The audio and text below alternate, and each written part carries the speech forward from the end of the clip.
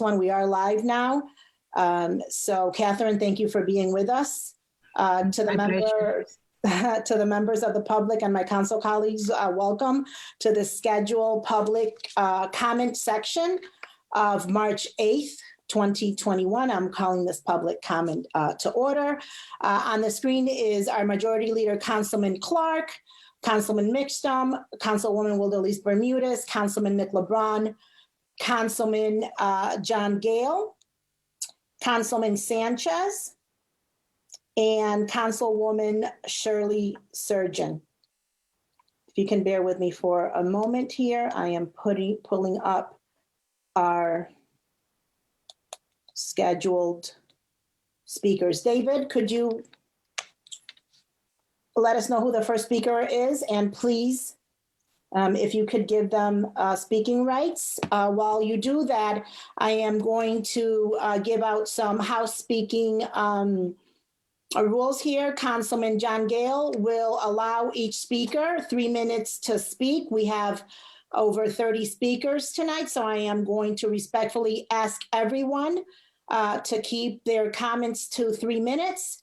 If they pass 3 minutes, please feel free to send us an email.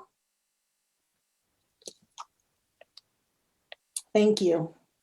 Our first speaker is Brian Fochtick, and he is currently able to speak. So Brian, go ahead and take yourself on mute, off of mute. So excuse me, should I start translating at the same time? So this is where, from our end, whoever is controlling the Zoom account needs to give her, the interpreter, interpretation access. And so a bubble will appear on her screen that will say English, Spanish, and then she'll go on the Spanish feed. No, I don't see that option, even though she is indicated in the webinar settings as being our interpreter. Okay, so like I said, this is a pilot that we're doing today. Catherine, thank you for being with us here tonight. Once a speaker who speaks Spanish wants interpretation, then you can follow through, and we will work through these logistics for our next public comment and possibly council meeting, okay? Thank you. Okay, so you want me to leave? No, you can stay on. Okay. When we have a Spanish speaker. Okay. Mr. Foytik, you have the floor. Thank you. Good evening, Madam President and members. My name is Brian Foytik, and I testify today on behalf of the National Association of Tobacco Outlets, a retail trade association that includes over 60,000 stores, including many in Hartford. I testify in opposition to the proposed ban on the sale of flavored tobacco products. There is no basis in fact or prior precedent to believe this ordinance would benefit public health or reduce youth vaping. It is just as likely to cause negative outcomes. Additionally, the businesses, employees, and families that would be harmed are disproportionately those owned by first or second generation immigrants, people of color, people for whom English may not be a first language. Stand up for them. My time is limited, so I'll summarize and explain some reasons we oppose the ordinance. Because of COVID-19, gas stations and convenience stores have suffered losses of 45% in fuel and 20% or more in in-store sales. These businesses are already suffering because of the pandemic, and they rely on tobacco products for about 36% of in-store sales. This bill would magnify pandemic harms to businesses by driving adult consumers to purchase from outside the city and from illicit markets. Banning menthol cigarettes has been a dismal failure in Massachusetts. Sales data clearly demonstrates that smokers have simply switched to non-menthol cigarettes or purchased flavored products out of state. Since menthol cigarettes were banned in Massachusetts, in-state non-menthol cigarette sales have increased 15%. In New Hampshire, menthol sales are up 90%, and in Rhode Island, menthol sales are up 29%. Cigarette tax stamps in Massachusetts are down about 18 million stamps and up about 18 million stamps in neighboring states. It doesn't take a rocket scientist to see what's happening. The only thing the Massachusetts flavor ban accomplished is to devastate retailers, fuel illicit markets, and drive sales out of state. You should consider changes that have occurred federally in the last 15 months. Congress raised the age of purchase to 21, getting products out of schools.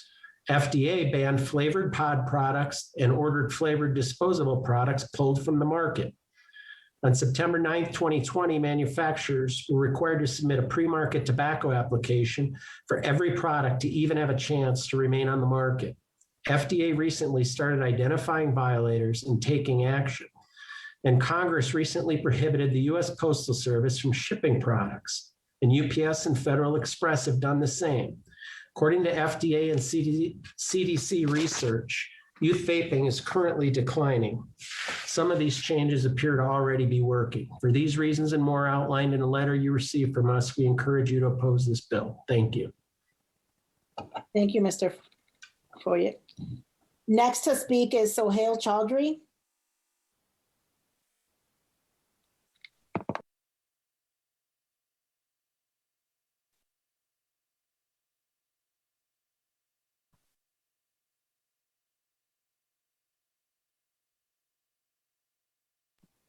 Ms. Chaudhry, if you can unmute yourself, you have the floor. Hi, can you hear me? Yes, we can. You have the floor. Great. Good evening. I'm speaking as a representative of Sam's Food Stores, specifically about the proposed tobacco flavor ban ordinance. We have serious concerns regarding this ordinance. The ordinance will not stop smoking habits of Hartford residents, as they will just drive to neighboring towns to make a purchase.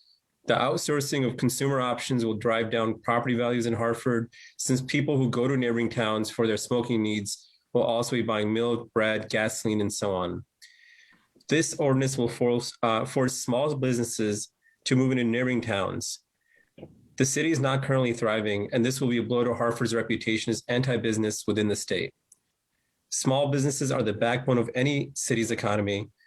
If the city council will not support small businesses, how can the city have a healthy economy? By passing this ordinance, you will invite a black market into the city.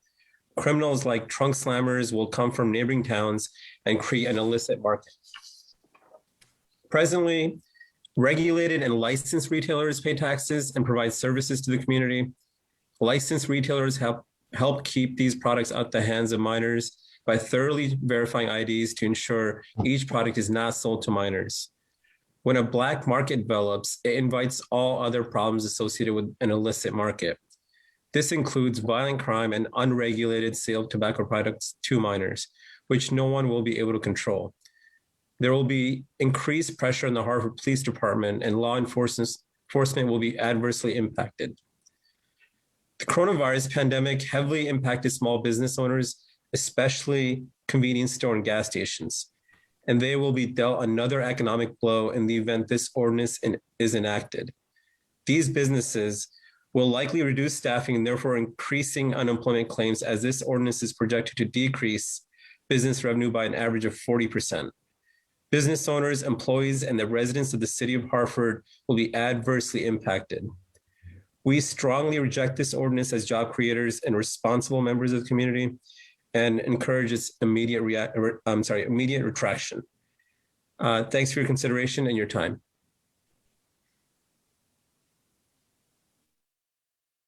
Thank you, Mr. Chaudhry. Next to speak is John Scher.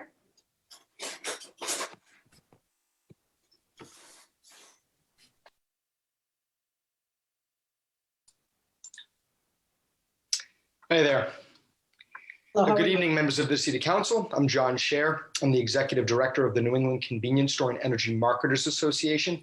I'm speaking in opposition to the proposed ordinance to ban flavored tobacco in Hartford. Bottom line, there isn't any basis to banning all flavored tobacco from legal sale in the city. Many of the products you'd be banning are adult preferred products, not products used by youth anywhere near the numbers that would justify prohibition. No legitimate government agency, including the CDC or the FDA, recommends bans as a tactic to reduce youth initiation or adult cessation for nicotine products. And the city does not have the capability nor the resources to deal with the resulting consequences from banning products with tremendous demand. I've been around this issue a long time in multiple cities, towns, and states even. I know which groups propose these ordinances and the reasons why. I've seen the playbook. It has very little to do with unique circumstances of Hartford and everything to do with broader aspirations to ban legal products. As a matter of Hartford-specific policymaking, to preserve the best of what you have and build into it a stronger process to protect adults and youth, I strongly recommend you consider the vast enforceable legal network you have in place today that is the only restrictive gate for underage access to age-restricted products. And think about how you would replicate it once you've pushed those products to other jurisdictions or into the shadows of a black market. If you think you have a problem now, at least you have the mechanism to deal with it. Once you dismantle that mechanism, you have created a host of other problems you do not have the resources to deal with. And how is this sound policy making? Over the past 30 years, especially, there have been a host of restrictive policies that have reduced youth use of cigarettes, cigars, and smokeless, combustible products. None have included prohibition. Yet the numbers have fallen dramatically. What has changed? Why now is prohibition suddenly the option for Hartford?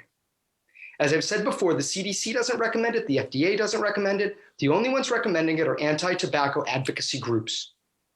I've said it before and I'll say it again. Don't use your local businesses or adults who have chosen to use a legal product as pawns. If you want a statewide ban, that's fine. But make a phone call or send an email to your rep and senator. Passing an ordinance that does nothing but damage local small businesses from selling products readily accessible and available is both poor policymaking and, frankly, it's cruel. Thank you. Thank you, Mr. Scher. Next to speak is Andrew Harapal. Andrew? Hello. Hi, you have the floor. Okay. Hi, my name is Andrew Harrypaul. Thank you for allowing me to speak here tonight. I am opposing this ordinance. I am first a parent and second a retailer. I am concerned about our youth and smoking issues, but hitting the menthol and flavored tobacco is an unfair, biased decision that will inadvertently affect my business and many of my friends in the business as well in the neighboring town. One of my businesses located in West Hartford, and I will directly benefit from the ban in Hartford. And this will be a great indicator of what will happen when the state as a whole tries to implement the ban.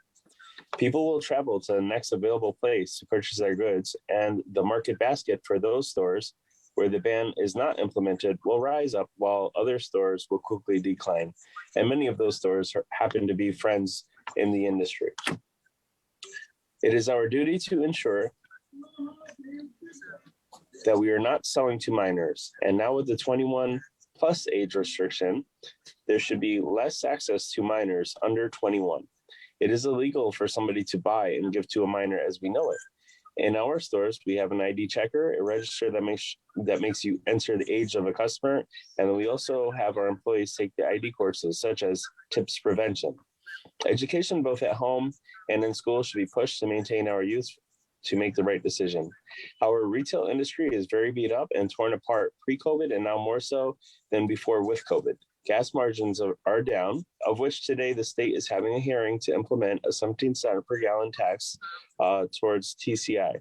Cigarette margins are low, expenses and wages are rising. Our small business creates jobs, stimulate our economy, and provide a living to me and many other business owners. Cigarettes make up such a large portion of our inside store sales, and with those sales, they also make other purchases where we can make fair margins. To me, this is 100% a racist issue, saying that Black and brown are more apt to smoking menthol and flavor vapes over other races. 55% of the market smokes non-menthol cigarettes, and in effect, not an addictive, and is that in effect not an addictive substance with the same negative outcome from smoking that? From the CDC website, menthol cigarettes are not less harmful. They are just as dangerous than non-menthol cigarettes. I'm only mentioning this to create a fair playing ground amongst all cigarettes and flavors. Our governor has some hypocritical views. He mentioned the other day what he learned from prohibition was people will make their own products that are not tested and they will sell them on the streets, and that legalizing marijuana will stop having tainted marijuana on the street. But at the same time, will one not argue that you can doctor up a flavor and add to your cigarette or vape and then resell it illegally? We've literally gone all— Mr. Harapal? Yep. Your time is up. Thank I'll you wrap for up. your comment. Please One feel sentence. free to share that with council, okay? Okay. Thank you. Next to speak is Michael Schoenfeld. Mr. Michael Schoenfeld.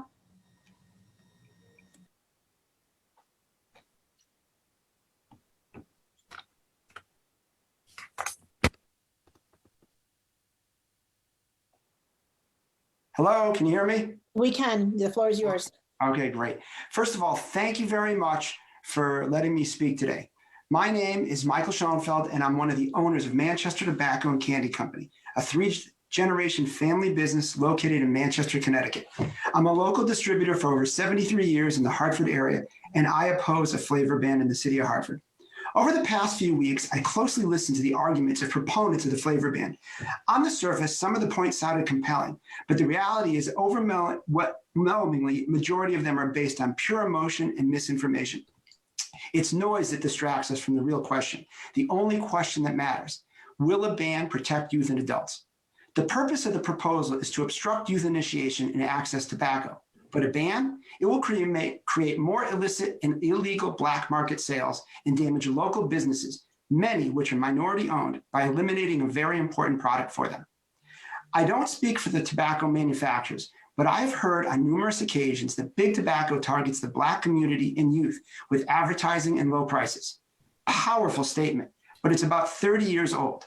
The 1998 Master Settlement Agreement drastically changed how tobacco is advertised and priced. When was the last time you saw an ad of tobacco in the Hartford Courant, People Magazine, or Yard Goat Stadium? The state of Connecticut also provides a state formula which regulates the same cost to be sold to all retail locations for each particular product without price targeting through demographics or specific areas. My company is required to sell in Newport at the same price in Hartford or Waterbury as it is in Glastonbury, Greenwich. Another misleading point is retailers are trading health for profit. I've heard that if convenience stores are so dependent on tobacco, then maybe they just shouldn't be in business. Let's think about this. Should package stores stop selling beer, wine, and spirits? Should Foxwood stop offering table and slot games? Should the state of Connecticut stop selling lottery tickets? We can play the virtue game all night, but the reason convenience stores sell so much tobacco is the same reason so many package stores sell so much alcohol, because your legal adult constituents buy it. Has anyone called the thousands of adults in Hartford and asked them how they feel about this? There's a high demand for all these vices, and it's unreasonable to think that if you ban these products, including menthol cigarettes, then the problem of youth initiation will be solved. It will not work with 1930s with prohibition. It will not work today with cigarettes. I believe there's a responsibility for the council and other local representatives to help the people and taxpayers of Hartford. If you really believe youth nicotine is a problem, let's not politicize this for legislative means. Rather, let's focus on real solutions like increased enforcement, addressing the internet access issue, increasing educational awareness, or spending some of Hartford's budget for financing social programs for all its residents that require and want outside help. Blaming the legal gatekeepers in your community and banning a regulated product will not solve your problem. Contrary to what people think, most convenience stores and gas stations in your community are your partners in the fight to restrict youth access. Use them, don't eliminate them. Thank you very much for your time. Thank you, Mr. Schoenfeld. Next to speak is Domenico Valera. You have the floor. If you could unmute yourself.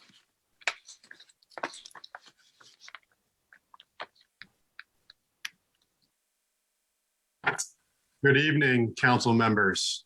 Good evening. My name is Dominic Valera. I'm a small business owner located at 335 Capitol Avenue in Hartford. Please understand, as a retailer in the city of Hartford, we are very concerned about this flavored tobacco ban. This is not the solution to stop people from smoking. You will just inconvenience the smokers, and they will result in ordering online or taking their businesses to other towns or locally on the streets. The worst part is that you will not stop kids from getting flavored tobacco or vaping products. This would literally destroy our businesses. It will create a massive black market. We know that city bans don't work. The true impact would be the city of Hartford businesses. The adult smokers will not stop smoking because of this ban. We are responsible business owners, and we do not sell these items to minors. Do you think black market sellers will guarantee that these will not get in the hands of our youth?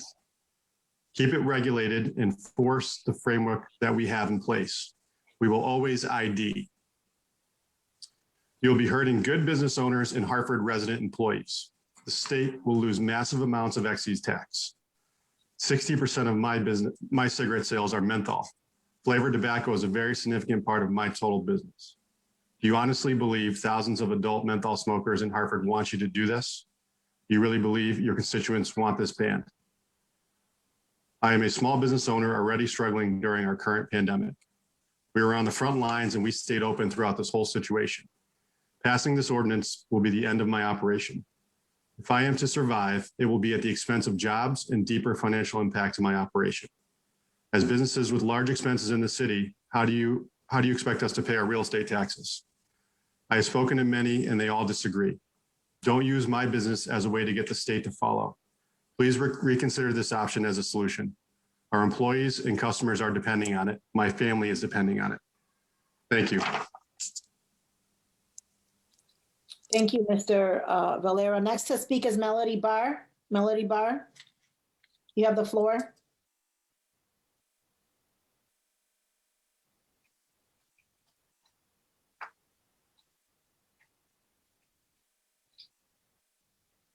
Ms. Barr, if you can unmute yourself.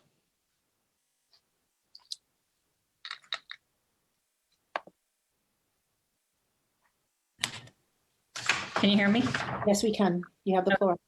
Thank you, council members, for your time and consideration this evening. I work for Noble at 131 Buckingham Street here in Hartford. I believe that this ordinance was proposed with good intentions to make it harder for the city's youth to start smoking. So I went onto the CDC's website to do some research today, and here are some statistics I found. E-cigarettes amongst high school students rose between 2017 and 2019 to 27.5%, but it has since decreased to 19.6% in 2020. Cigarette usage, which was at 15.8% in 2011, is now only at 4.6% in 2020. There was a psychologist who previously testified that education is what works, and I recommend putting your efforts into more education in Hartford. I don't understand why the council would like to punish legal-aged adults from using these legal products. With all due respect, I worry about the government overstepping their bounds. There are a lot of things that are considered bad for us. Fast food and alcohol are among these. So what will be next? Ban McDonald's, but not Burger King? Ban red wine, but not white wine? The CDC reports that 29% of Connecticut youth are obese. So will you look at fast food next? Here's what I think will happen if you pass this ordinance. You will hurt hundreds of small businesses within your community. You will force legal-aged adults to purchase these products from neighboring towns, and hey, while they're purchasing these products in Wethersfield or West Hartford, they may as well buy their gas and groceries out of town as well, further injuring your small businesses here in Hartford. You will create a market for contraband and sales from backpacks in an unregulated market. They will not be carding anyone or paying taxes. You will further tax the city police and the ATF. And for what? The statistics are already showing a decrease in tobacco use amongst teens. Members of the business community have testified against the ban. Members of the policing community have spoken out against the ban. And I have 295 signatures on a petition that I gathered in 48 hours from the Hartford community opposing this ban. And I have sent you all this information by email as well. Thank you for your time and consideration this evening. Thank you, Ms. Barr. Next to speak is Leslie Mansell. Leslie, you have the floor.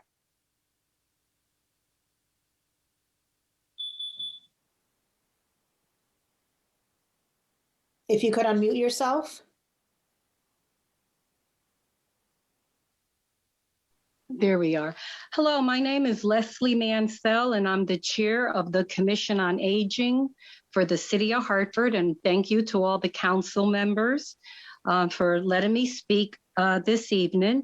I want to first of all encourage seniors all around Hartford to get the vaccine. I know there is some reluctance in some of our communities of color, but I want to encourage everyone to get that vaccine so that we can make steps towards reopening our city and our country. And we at the Commission on Aging we work on issues that pertain to seniors. One of the first issues that we worked on once we reconvened, I think it was in 2017, one of our first issues was housing. And I want to thank the folks in the development housing department of the city, Claude Trapp in particular, whom we met with a couple of times, and he helped to assure that there would be Section 8 slots set aside for seniors, because it's so important that seniors have a safe and secure place to live. On the Commission of Aging, we also educate ourselves to the services that are available to seniors here in Hartford. And we have each month, we have a different speaker come in and talk to us, speakers from the public and the nonprofit world. And even Nick LeBron is coming in April to impart to us some of the services that the city has available. Janice Castle's coming to speak to us, and we're looking forward to having you all there. We do have some openings on our commission. We want to represent all of Hartford. We want to be politically balanced. So we do have, I think, perhaps one more Democrat opening, but we're looking for independents, Republicans, working family, Green Party, people who care about seniors in Hartford and want to do something to help assure that seniors have a better life. So please get in touch with the council people. They could get in touch with me to let me know whom is available to come and help us in our work. I want to encourage seniors themselves to keep their health up, to take care of their health, both physically and emotionally. We want to have our mental health intact. First of all, exercise, get out there and walk, get some fresh air, eat fresh fruit and vegetables, eat a balanced diet, stay in contact with your family, your friends, your church, so that your emotional health will be lifted and you'll be feeling better about yourself. We're getting through this together. I want to encourage younger people to check up on the seniors that you know. And when it is your turn, please get your vaccines so that we can all get back to normal. Thank you. Thank you, Ms. Menzel, for your comments this evening. Next to speak is Jerry Katz. Jerry Katz, if you could unmute yourself, you have the floor.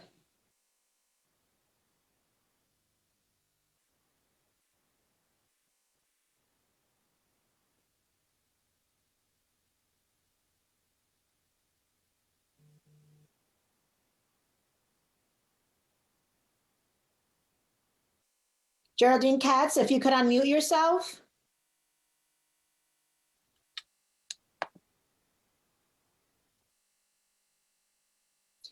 Okay, we'll come back. No, can you hear me? Yes, we can. You have All the right, floor. can I start again?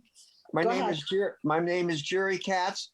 I own a Shell Food Mart, and I've been in business for 40 years. I have a prepared statement that I was going to make, but because of certain developments that occurred in the state recently, I'd like to begin with the following thoughts. The state is proposing to legalize sports betting and marijuana. Legalizing sports betting will lead to a problem of more compulsive gamblers, and legalizing marijuana will lead to more addictions. At the same time, the state is looking to put a ban on menthol tobacco. I asked myself, if I had a choice to eliminate one, which would I choose? Menthol tobacco certainly would be on the bottom of my list, and hopefully yours. Besides the state losing $150 million in revenue, it also means that revenue that I will lose and all other convenience stores will lose with a pending ban. It could put many convenience stores out of business. Their employees would lose their jobs and hours of operation would be cut down. If I do $200,000 a year in cigarettes and the revenue of menthol sales is 40%, where am I going to come up with $80,000 of lost revenue? How would I compete with stores that will buy flavored tobacco from the black market? We've had many problems with customers coming in without masks. My employees are accosted for telling customers they have to leave the store for not wearing masks. If this law passes, I'll have more problems telling customers I have no menthol tobacco than mask problems that I have. If I had to cut back hours at night just to survive, how is Mrs. Jones going to buy Pampers at night for her child who desperately needs them, or Mr. Smith who needs baby formula desperately for his child, or also possible children Tylenol for a child is running a temperature? When the government closed the state down, when the governor closed the state down some months ago, he did not close down convenience stores because he knew the importance of their existence. I've always been a big donor to local charities in the area, but this will have to stop due to the proposed law on banning flavored cigarettes. Customers should have the right to choose what they want to buy within the law. I'm not just thinking of me alone. I'm thinking of 1,000 other convenience stores in the state. This pending law could make it impossible for me to make a living. I'll be forced to cut down help in the store. This would also affect thousands of other workers in the state. I have 40 years of ownership in Jerry Shell and would like to remain a viable business for my neighborhood. I just want to say one more thing. On the governor's desk is a proposal for a Clean Air Act that some states are already proposing, which will add 17 cents a gallon more to the existing price of gas. I'm suffering. My volume is down now 30%, and the cost of gasoline on the street is reaching $3 a gallon. How am I going to survive with this ban and including, a gasoline now maybe costing $3.20, $3.30, and no end? I thank you very much. Thank you. Thank you. Thank you. Thank you. Please feel free to write to council on that matter, okay? Okay. Thank you. Next to speak is Mr. Pintu Patel. Mr. Pintu Patel?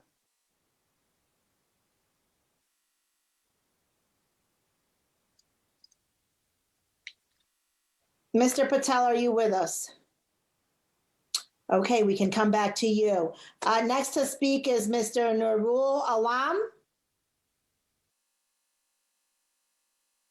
Nurul Alam? If you could unmute yourself, you have the floor. Okay, thank you, Honorable President and council members. Thank you for giving me the opportunity today. I really appreciate your giving me the floor. I'm totally opposing this bill as we concern this bill is going to hurt us, all our retailers badly, especially 75% of our business store inside sales will affect it.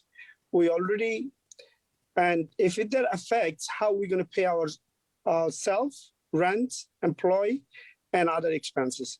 Our city business will go to the nearest town, which we cannot let it happen. I learned from the extended hours, whole city was closed 11:30, and our all night business was floating to the next town. There's nobody can buy a bottle of milk at nighttime. They have to go to the cross town. So I really urge to the city council member president to consider us, save our business, save our family, and save all the retailers. Thank you for listening. Thank you, Mr. Alam, for your comments. Next to speak is Mr. Ben Brooks. You have the floor.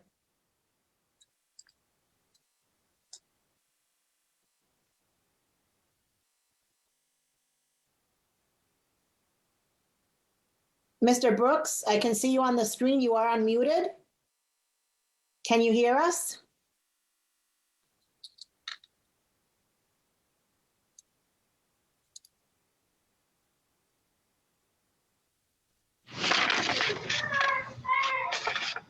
There you go. Mr. Brooks, you have the floor. Go ahead. Sorry about that. It's okay. Thank you. I'd like to thank the Hartford City Council for your time this evening. My name is Ben Brooks. I'm a tobacco category manager for Noria Energy Corporation. We operate 127 convenience stores throughout New England. One of those stores is located in the city of Hartford. So I'm here tonight to voice our opposition to the proposed tobacco flavor ban. I personally have over 20 years of experience in the convenience store retail and wholesale industry. My time spent in this industry has afforded me the opportunity to witness the tobacco purchasing behaviors that change as a result of local and state tobacco restrictions. Simply put, in my experience, local prohibitions of products that are still legal under state and federal law do not work to restrict youth access. The main reason is that tobacco users want flavored products, and they will find a way to get it. They will get it by traveling to neighboring towns or states and often buy in bulk and resell to their friends and family members. This increases the number of private sale tobacco transactions taking place in the community. Collectively, I think we can all agree that we do not want any tobacco sales happening outside of a licensed retailer's operation. To that point, licensed tobacco retailers value their tobacco license above all else. We take great precaution to ensure that the tobacco products we sell are only sold to those aged 21 and older. In Nuria's case, we invest heavily in training for our store associates. All are trained on proper age verification procedures. We also invest heavily in technology to leverage our technology to verify the age of our customers. In closing, I ask that you please do not pass this tobacco flavor ban, as it will only hurt essential businesses in the community and do nothing to restrict youth access to these items. Thank you. Thank you, Mr. Brooks. Next to speak is Eileen Noonan. Eileen, you have the floor. If you could unmute yourself, please.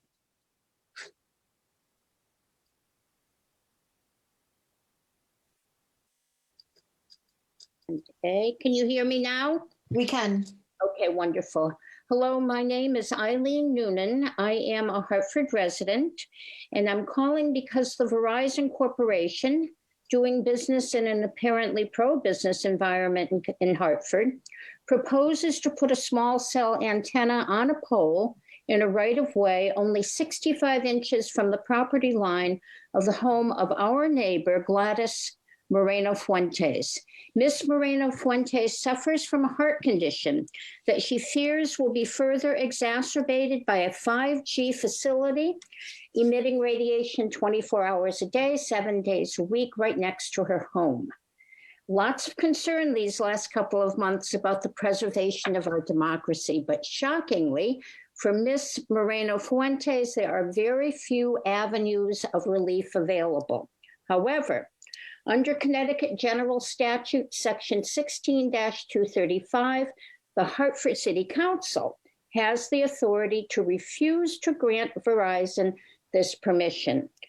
Knowing that the City Council are most certainly mindful of their responsibility to represent and safeguard their constituents, among whom is Ms. Moreno Fuentes, I am calling on them to exercise their authority and vote against the installation of this single small cell antenna tower. Thank you. Thank you, Ms. Noonan. Next to speak is Haitian Gaston. Good evening, everyone. Actually, I'll take my camera off. Hello, my name is Hassan Gaston. I also want to say Happy International Women's Day. I'm a community organizer and a lifetime resident of Hartford, an organizer with Community Action Works, an environmental and public health nonprofit that has rooted itself in side-by-side work with grassroots community groups to confront polluters and seek solutions. My ask today is simple. Like Eileen, I'm asking the City Council to vote against this one small cell antenna proposed in front of the home of Gladys Moreno Fuentes to protect her from her pre-existing heart condition. Hartford City Council has the authority to do so under the Connecticut General Statute, Section 16-235. This ask is important to me for a myriad of reasons. The most important is the one that is a shared commitment between myself and the council to protect, serve, and empower all Hartford residents. Additionally, an extensive body of research from studies conducted globally critically detail the harm of radio frequency emitted from cell antennas that would exacerbate Gladys's heart condition. Again, please vote against the cell antenna proposed adjacent to the home of Gladys Moreno Fuentes. A written version of this comment and research studies can be provided to each council member. Thank you for listening, and to anyone experiencing environmental threats, please contact me using the information I left in the chat box. Thank you, and have a good evening. Have a good evening. Thank you, Mr. Gaston. Next to speak is Ms. Leslie Hammond. Hi, Leslie Hammond, 1 Linden Place. Greetings, everybody, and thanks to all the speakers who have spoken so far. It's always quite the education. I have a few things tonight. First of all, about Attorney Cannelli. I'm wondering what kind of vetting process he went through with Corporation Counsel. I'd love to hear more about that. And I'm really curious why the working family parties as members of council don't seem to be his clients. I'm really concerned about that and exactly what he did for his 15,000 plus. A few things on your agenda. Charles, hopefully there's going to be more discussion about that. I'm very concerned about him working with his son. Let's not act like there's not going to be, there's going to be a wall between them. That's kind of ridiculous. And also I want to know more about his role on the Stadium Authority, what he knew and when he knew it, because we know there were a lot of problems with the Stadium Authority. Internal audit number 5, yes, yes, yes to a woman. There's been 3 white men as the commissioners for a while. It's pretty ridiculous in our city. The charter number 18, I really hope that you are really thoughtful about this and that you get smart people who are not the usual political people that really know the city and also, have the ability to research and to make the smart decisions, because it's really an important time for our charter, I think. Number 19 with voting, I really hope that you focus on voting here in the city of Hartford. The mayor won with 7,000 votes. I think some of you won with maybe 1,200 votes or 5,000 votes in the city of 123,000. That's really shameful. And I never hear much of anything about voting empowerment or getting out the vote. I don't know what the Register of Voters does. They do show up every now and then. I know it's hard in the pandemic, but I'd really like to see a big push to really empower our voters. I think it would really make a big difference. And I'm not sure if you really want to empower our voters, but I would like to see it happen. And lastly, I emailed some of you about the shootings of some houses in the South End. It's very concerning. I know of 3 in particular, and it seems totally random. One gal on Standish Street, she has no idea why somebody would shoot up her house. She had little kids. They had to live in a hotel for a while.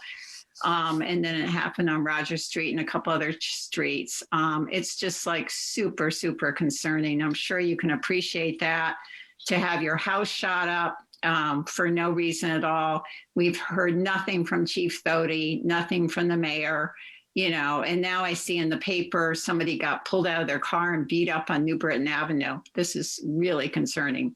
Thank you. Thank you, Ms. Hammond. Next to speak is Martha Kelly. Martha Kelly.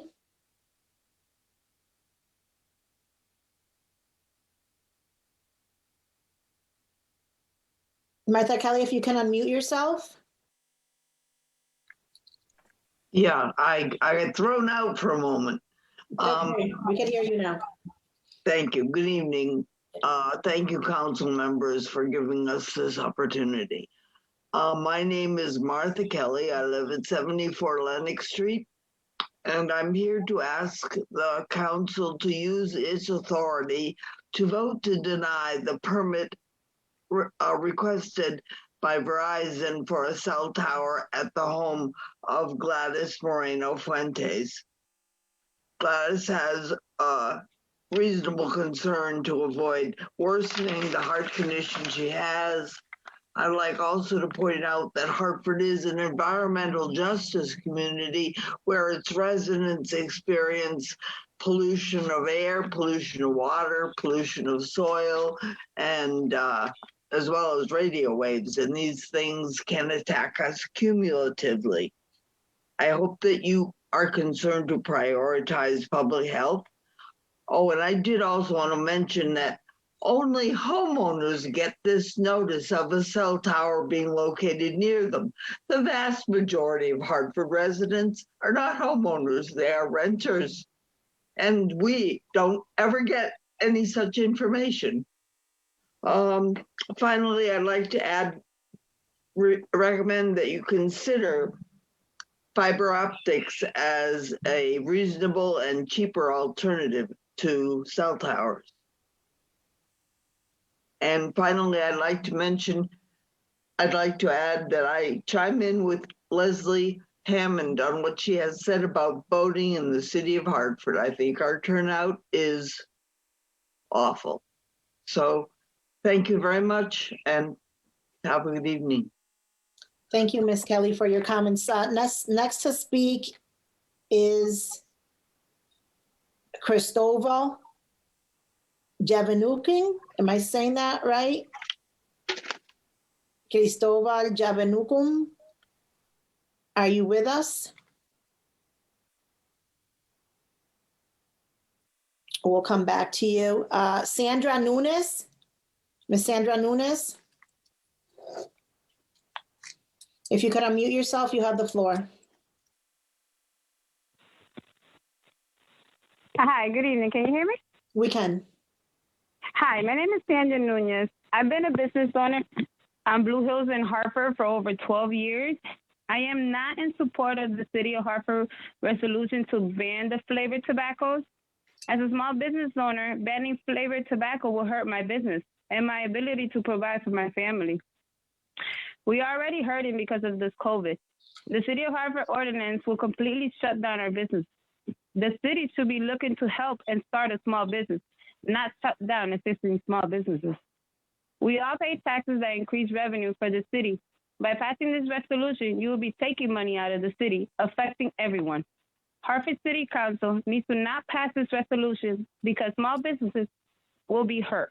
And this is not good for the city's budget, local store owners, and our families. Thank you, guys. Have a good evening. Thank you.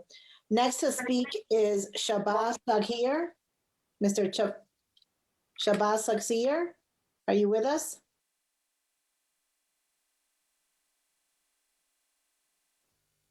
If you could unmute yourself.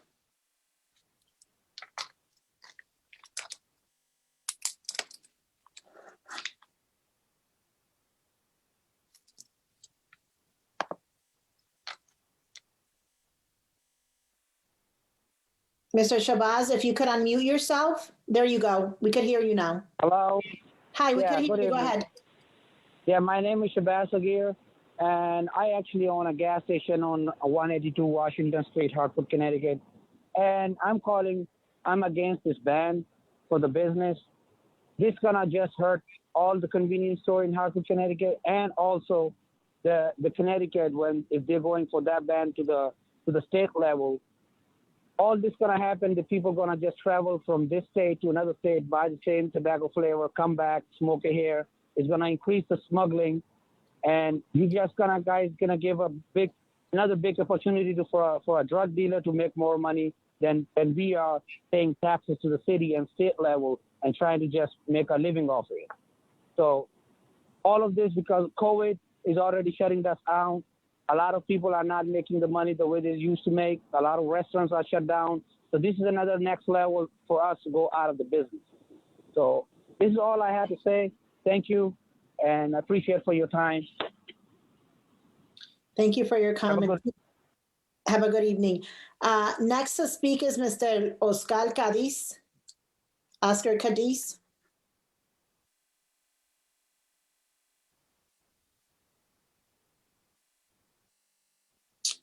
Oscar Cadiz, are you with us? We could come back to you. Maria Arroyo. Ms. Arroyo, you have the floor. If you could unmute yourself.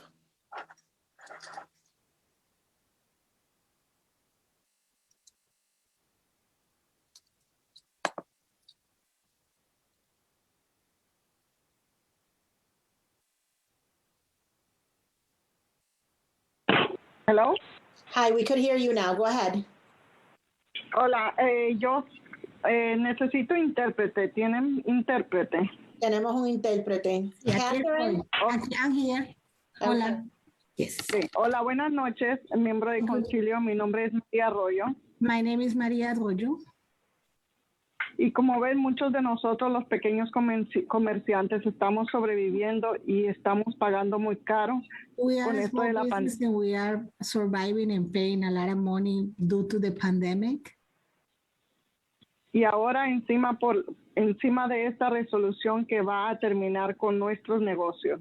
On top of this resolution that is going to terminate our business, Nosotros los pequeños comerciantes somos los más afectados y día a día se nos hace mucho más difícil. we are a small business and day by day is getting hard and hard for us. Ganarnos la vida decentemente para mantener nuestra familia, eliminar la venta de cigarrillos, menthol y productos de tabaco. We make money. That's how we provide to our family, selling tobacco. Nos van a obligar a muchos a cerrar nuestros negocios y yo espero que ustedes It's forcing us to close our business. y yo espero que recapaciten y piensen en los pequeños comerciantes. And I hope that you guys have it as into consideration because it's a really hard time for us right now. Esa resolución no debe ni puede pasar. Muchas gracias. This resolution shouldn't pass. Thank you very much. Gracias, señora Jodio, por su comentario.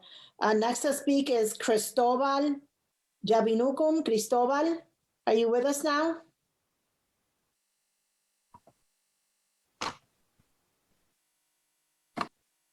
It looks like he disconnected. Okay, thank you. Next to speak is Mr. Jay Diaz. If you could unmute yourself, you have the floor. Go ahead.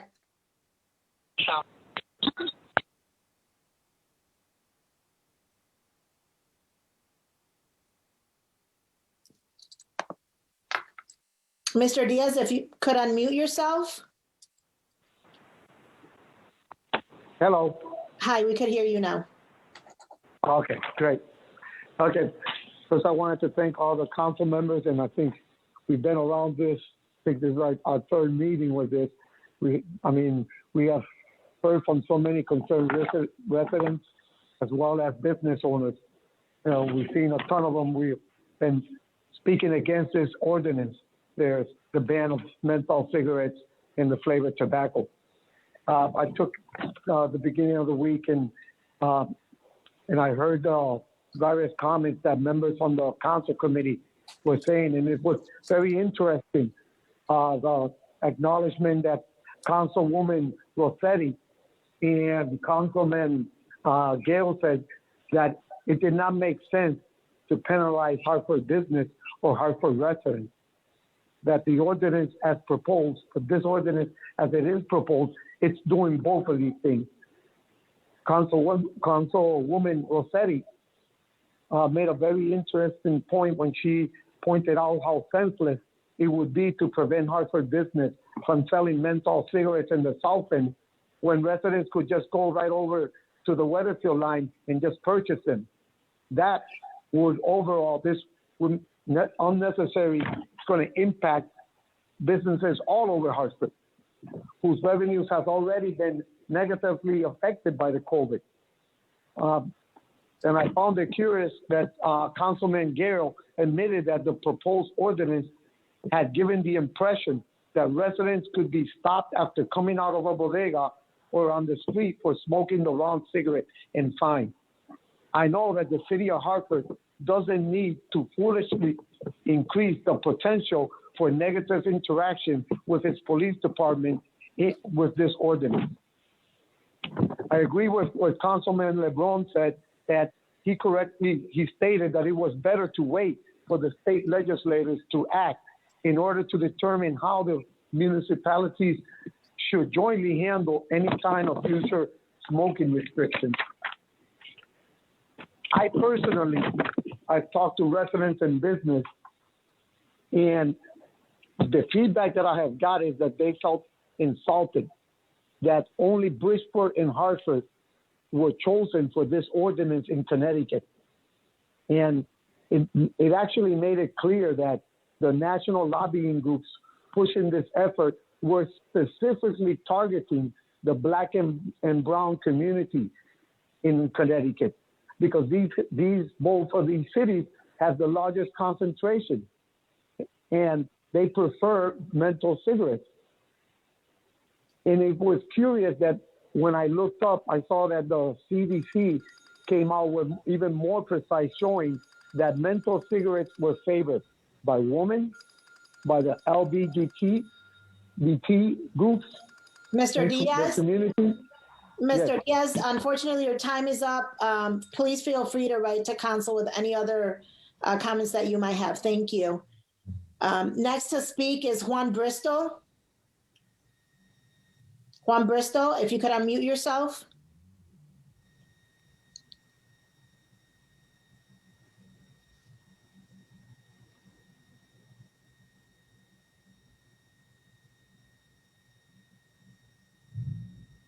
Mr. Bristol, if you could unmute yourself.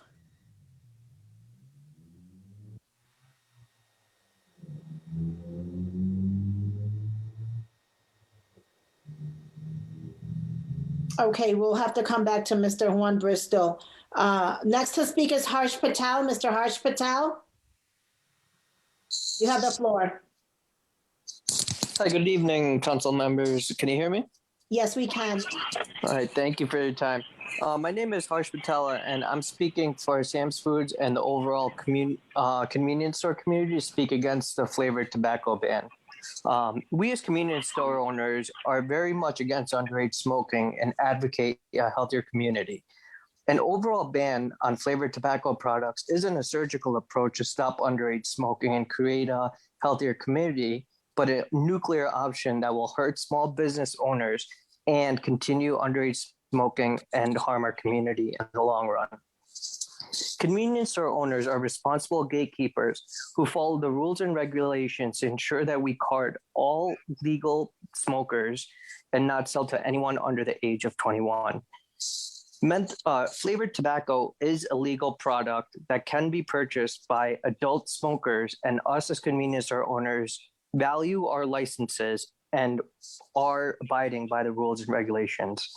Secondly, our children and community are very smart. Adult smokers who legally buy tobacco products today will continue to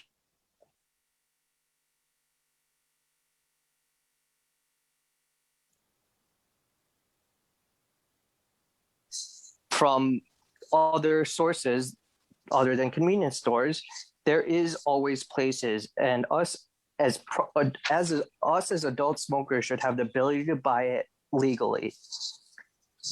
Thirdly, this has a huge financial impact on our convenience stores. Cigarettes make up approximately 30 to 50% depending on the location, and of that, 40% is menthol cigarettes. How can we survive in the long run when we expect minimum wage to go up, COVID reducing our businesses, and us removing menthol products that will hurt our business overall by 25% in revenue? We should spend more time and effort in education. Big Tobacco hasn't been able to advertise since 1998, and I've heard that the minority community has been impacted. I'm not in disagreement, but based on 1998 rules and regulations, this has stopped. We shouldn't hold hostage of what has occurred in the past, but educate our community and minority smokers on how harmful tobacco products are and educate our children not to use them. As I mentioned before, our children are very smart and they do understand a healthier community. Lastly, a flavored tobacco ban is not the solution. Should we stop selling flavored alcohol beverages because it's more appealing to children? No. There's other ways and solutions to this problem. Thank you for your time and effort, and I hope that you guys make the right decision to help the Hartford community. Thank you. Thank you, Mr. Patel. Mr. Juan Bristol, you can unmute yourself. Go ahead, you have the floor. ¿Me escuchan? Sí, te escuchamos. Sí, buenas. Necesito un traductor, por favor. Sí, vamos a tener a Catherine en la línea que te va a traducir, ¿ok? Hola, buenas noches. Buenas noches a todos, miembros del Consejo. Members of the council. Y feliz Día de la Mujer a cada una de las damas que hoy están dentro del Consejo. For the women's and the session. Como decía el caballero anterior, esto no se basa en prohibición. Like the previous guy, that this is not about prohibitions. Esto se basa en educación. Si nosotros educamos a nuestros jóvenes If we educated sobre lo que hacen las cosas negativas, about how las cosas funcionarán mejor. Entiendo que prohibir no es la solución. I understand that Hablo de prohibiting mí. is not the solution. I'm speaking about Mi myself. papá fumaba en su juventud. My dad smoked when he was young. Y él me decía a mí, mijo, no fumes. And he always told me, son, never smoke. Por esto y esto. That's because he explained me why. For this and this. Entonces, si tú hoy en día me prohíbe hacer algo, la juventud lo va a hacer. If today you prohibit something to the youngers, they're still going to do it. Esto se basa en educación, no en agarrar los pequeños negocios y hoy en día maltratarlos más de la cuenta. Education is not about closing the business. It's not about. Entendemos que el Consejo de la Ciudad de Hartford We understand that the Council of the City of Hartford está para preservarnos a todos los individuos que vivimos en la ciudad de Hartford. is here to preserve all the citizens of the city of Hartford. Cada uno de los dueños de negocios son residentes de la ciudad de Hartford. All business owners at the city of Hartford are residents of the city of Hartford, are citizens of Hartford. Y con su contribución apoyan a la ciudad para que siga haciendo sus arreglos en las calles o que sigan tomando cosas diferentes en la educación. O sea, And nuestros with the impuestos contribution, pagan we are- parte de eso. With our taxes, that's how we pay education, transportations, work, public work, sorry. Es por eso que nosotros también somos indispensables. Y quiero que That's why piensen en we are nosotros en very cada una de las decisiones que van a necessary. tomar. And that's why we think that we have to have ask Muchas information. Gracias por su apoyo y creo que hoy en día van a tomar una decisión que va a ser a favor de los comerciantes. And I believe the decision is going to be in favor to the participants, to the commercials, to the business owners. Porque Hartford tiene que ser grande de nuevo y Because nosotros Hartford has to be componemos big esa again. parte. Gracias, Nosotros señor componemos Víctor. esa parte en la economía. We are Señor part of the Víctor, community. gracias por su comentario. Next to speak is Representative Minnie Gonzalez.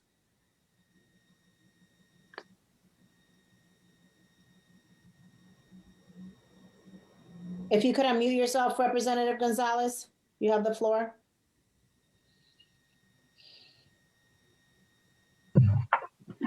Yeah. We could hear you. Can you hear me? Yes, we can. Okay. Here, turn yourself. Good evening. My name is Miri Gonzalez. I'm a state representative for the city of Hartford. And I want to start saying thank you to Judge Beston and his aide, also President of the Council, Mali Rosado, and David Grant for working with me and the rest of the Latino merchants a couple of weeks ago. Thank you very much for helping us to go through the system. They were very excited. I think for a lot of them, it was the first time that they were in front of city council. The merchants, they really believe that they are being ignored by the administration of the city of Hartford. They said that they pay their taxes, they help in the community, but at the end of the day, they don't receive any benefit from the city of Hartford. But you know what? That it was very interesting. When they find a person that they listen to them, they will get organized quickly, in a flash, because they know they are fighting for their rights. But I think that the last public hearing about this ordinance, it was very clear that they know how to fight for their rights. Passing this ordinance, the city of Hartford is not going to resolve the problem about the young people smoking. Listen, they want to smoke, they want to smoke. But it's not only about the young people, it's also about the adults. And what we're going to create is a worse problem, because we will create the black market. We're going to push our young kids, and they don't know how to deal with that. I did have a good conversation during all this process with all the members of the city council. And I know that talking with LeBron, I know that he was very concerned about the small business. Also, with Shirley Surgeon and the president of the council, their concern, it was what can we do? We got a problem, and we know that we got a problem. Now, they were very clear. We're looking for solution. Help us to get solution. And I'm talking to both, to Shirley Surgeon and Mali Rosado. One of the concerns is about funding. And they were clear. Can you get funding so we can provide education to the young kids? And not only to the young kids, but also to the adults. And that's what I'm doing right now. I want to inform both of them and the rest of the city council that the CDC, they are really, they want the state of Connecticut to spend money providing this kind of service. I think that they are recommending the state of Connecticut to spend at least $32 million in our community. And I think that right now, I can say that I've been working with some of the reps at the state legislature, and that's what we're looking for. So I want to say thank you to the councilwoman, Shirley Surgeon, and the president of the council, Mari Rosado, and let them know that, yes, we're going to be working on that because this is a problem. And we're going to find solutions. Representative Gonzalez. Fighting against and trying to fight against each other. I think that if we work together, we can be more successful. And Absolutely. That's what we're planning to do. So thank you very much. And I don't want to take more time, but thank you very much. And I hope that you all can vote against this resolution, this ordinance. Thank you. Thank you, Representative Gonzalez. Next to speak is Vicki Gallen Clark.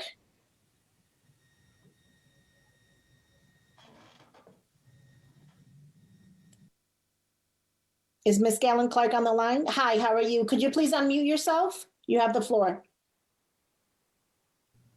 Can you hear me? Yes, we can. You have the floor. Excellent, excellent. Thank you, City Council, for allowing me to speak this afternoon. I continue to oppose the revision to residency requirement. I believe, and I've sent all of you emails prior to this and months before, indicating that succession planning for our existing workforce is really the better way. And I'm actually looking at a research that was done by Dr. Kendra Smith, where she looked at three major cities and one county. And one is in Tacoma, Washington, Decatur, Georgia, Cedar Rapids, Iowa, and then the county of Hennepin in Minnesota. And what these areas are doing, they're doing all kinds of innovative things. Like, for instance, Decatur, Georgia, they've developed a leadership academy for their existing workforce. Why? Because what they're doing is they are, in a very proactive, methodical way, preparing their workforce for leadership positions when they open up. That's what businesses do. And so there were 7 major findings in her research. One was that municipalities need to go beyond compliance.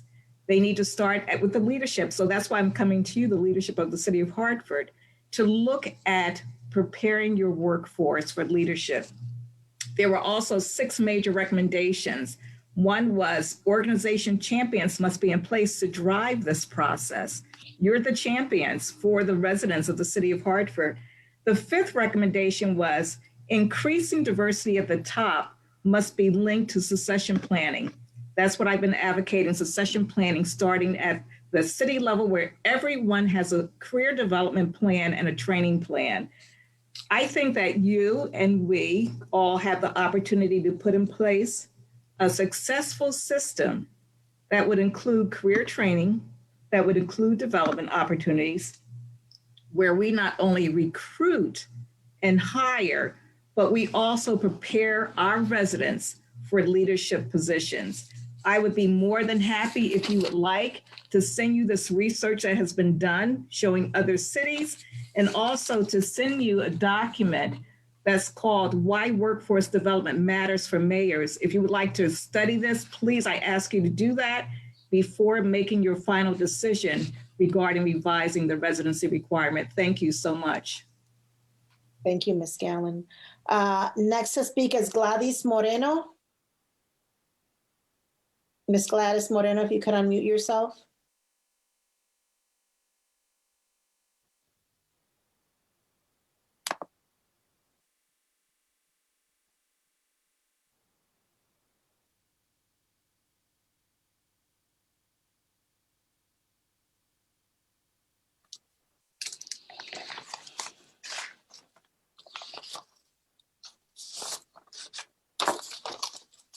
Ms. Gladys Moreno, if you could unmute yourself. Okay, we can come back to you. Next to speak is Mr. Kelvin Lovejoy. Mr. Kelvin Lovejoy. Good evening, City Council. Can I be heard? Yes, we can hear you and see you.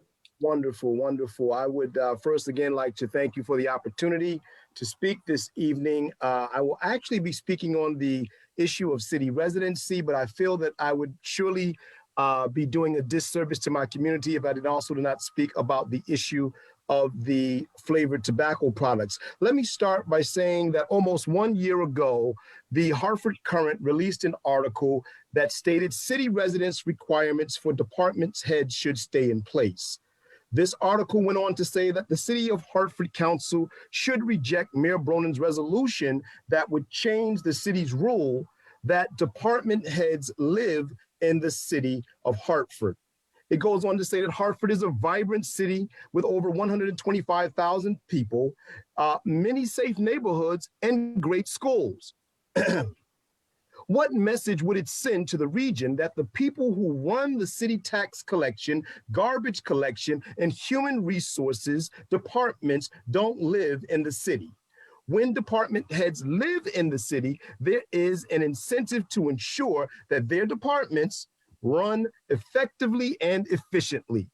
The department heads are the end users of the services they administer when they live in the city, and the mill rate is affected by their efficiency. If people do not want to relocate to Hartford, then the city should consider paying more to the position to entice people to relocate. Not a bad idea. The mayor could also continue to create a city so vibrant that the people want to work here, play here, live here in our capital city. If the mayor cannot find people who want to live in the city, head up these departments, perhaps that's an indication that those people are not best suited for the job. Thank you very much. I end that with a quote that says, "Are they benefiting from the cost of the people's ignorance?" From there, I go on to very quickly just speak about the 2020 findings on all tobacco products used. The data shows that youth use any tobacco products is declining, with an estimated 1.73 million fewer youth currently using any tobacco products in 2020. The results showed that 23.6% of high school students and 6.7% of middle school students reported currently using any tobacco products in 2020. In addition, current use of any combustible products, multiple tobacco products, e-cigarettes, cigars, and smokeless tobacco decreased among both high school and middle school students between 2019 and 2020. Despite these encouraging declines, the survey did not show significant decreases in the use of cigarettes, hookah, pipe tobacco, or heated tobacco products. In short, while there is some indication that Mr. Lovejoy, I have to be fair to everyone. Your 3 minutes are up, but please feel free to email council with that report that you were just giving to us. Very interesting. Thank you. Next to speak, we're going back to Ms. Gladys Moreno. Ms. Gladys Moreno, if you could unmute yourself. Yes. Hi, do you hear me? We can hear you. You have the floor. Good evening. Thank you, Hartford City Council members, for this opportunity to come to you one more time to talk to you about my issue with the 5G antenna. The Verizon has proposed to install 5 inches from my line property. As you already heard from the other people tonight, I have health conditions that I am very concerned will exacerbate with the radiation coming 24/7. And especially now that the corner of my house near to the light pole is where I am working from home due to the pandemic. In addition to that, as you all already may have read in the affidavit my lawyer sent to you last week, Verizon didn't comply with the expectation for requirement for the application to install the antenna. Details are in the affidavit. I was so lucky that I have engineers, scientists, and lawyers working with me with this issue. They were able to go to all the documentation that is public information. They were able to identify how Verizon was planning to get away with it without submitting very important documentation required. And I am sure many people who objected the 5G antenna who couldn't win the case and Pura approved those antenna is because nobody had the opportunity to have all these people working for them to find out that information. I'm sure this is the way Verizon and the other telecommunication companies are working in Hartford. I think we have been underestimated by this telecommunication. I really urge you, as my elected officials, to exercise your power. You need to be more involved with how telecommunication companies work in Hartford. How come no person objecting 5G have been able to win in Hartford? Pura works in partnership with Verizon and with the telecommunication. They will never go against any telecommunication corporations. You, our representative, you have to protect us and guarantee that we will be respected and heard. So please, I urge you to deny that antenna and to be more involved in all business telecommunication companies are doing in Hartford. We really need your voice, and your voice very strong. That telecommunication corporation really here that we stand together. The Coalition for Hartford. Ms. Moreno? Yes. Ms. Moreno, I have to be fair with everyone. Your 3 minutes are up. Please feel free to email council like you have previously with any other concerns that you have with the 5G, okay? Thank you very much. Are there any other callers on the line? I believe we have Mr. Cristobal Javi. No, come on. There you are. Javinian. If you could please unmute yourself. Mr. Cristobal, you have the floor.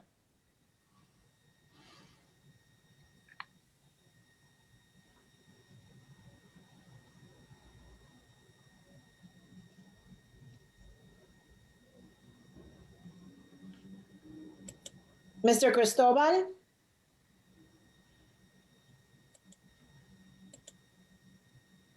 Okay, I see that we have another caller while Mr. Cristobal can work around the technical difficulties that he has. We have a caller here. It's phone number 478-5244. If you could unmute yourself, please. Caller with telephone number 860-478-5244. I guess he's no longer on the screen.